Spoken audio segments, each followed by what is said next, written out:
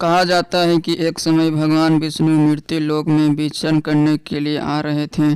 तब लक्ष्मी जी ने भी साथ चलने को कहा। तब विष्णु जी ने कहा कि यदि मैं जो बात कहूँ तुम अगर वैसा ही मानो तो फिर चलो। तब लक्ष्मी जी उनकी बात मान गई और विष्णु भगवान के साथ भूमंडल पर आ गई। कुछ देर बाद एक जगह पर पहुंचकर विष्णु भगवान ने लक्ष्मी जी से कहा कि जब तक मैं न आऊँ तुम यहाँ ठहरो।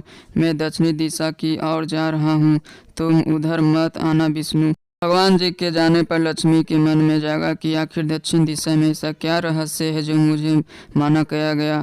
और भगवान विष्णु समय चले गए। लक्ष्मी जी से रहा न गया और जैसे ही विष्णु भगवान आगे बढ़े लक्ष्मी भी पीछे पीछे चल पड़ी। कुछ ही आगे जाने पर उन्हें सरसों का एक खेत दिखाई दिया जिसमें खूब फूल लगे थे। सरसों की शोभा देखकर वह प्रसन्न हो गई और फूल तोड़कर अपना श्रृंगार करने के बाद आगे बढ़ी। आगे जाने पर गन्ने के खेत से लक्ष्मी जी गन्ने तोड़कर रस चूसने लगी। उसी क्षण विष्णु भगवान जी आए और यह देखकर लक्ष्मी जी पर नाराज होकर उन्हें श्राप दे दिया। मैंने तुम्हें इधर आने को मना किया था पर तुम नहीं मानी और किसान का चोरी का अपराध कर बैठी। अब तुम इस अपराध के जुर्म में इस किसान की 12 वर्ष तक सेवा करो। ऐसा कहकर भगवान उन्हें छोड़कर क्षीर सागर चले गए।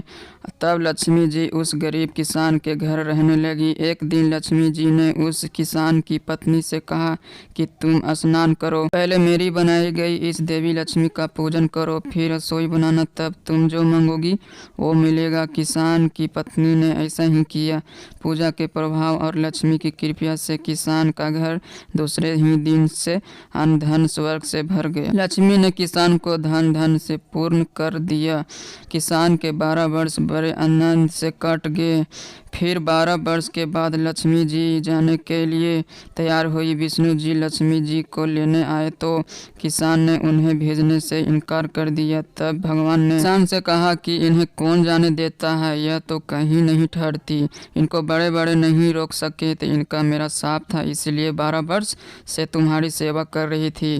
तुम्हारी 12 वर्ष सेवा का समय पूरा हो चुका है। किसान हठ पूर्वक बोला कि नहीं, अब मैं लक्ष्मी जी को नहीं जाने दूंगा। तब लक्ष्मी जी ने कहा कि ये किसान तुम मुझे रोकना चाहते हो तो जो मैं कहूँ वैसा करो। कल 13 से तुम कल घर को नींव पोतकर स्वच्छ करना, यात्री में घी का दीपक जलाकर रखना और समय मेरा पूजन करना और एक तांबे के कलश में रुपये भरकर मेरे लिए रखना। मैं उस कलश में निवास करूंगी किंतु पूजा के समय में तुम्हें दिखाई नहीं दूंगी। इस एक दिन की पूजा से वर्ष भर में तुम्हें तुम्हारे घर से नहीं जाऊंगी। यह कहकर वह दीपकों के प्रकाश के साथ 10 दिशाओं में फैल गई। अगले दिन किसान ने लक्ष्मी जी के कथा अनुसार पूजन किया। उसका घर धन से पूर्ण हो गया। इसी वजह से हर वर्ष 13 के दिन लक्ष्मी जी की पूजा होने लगी।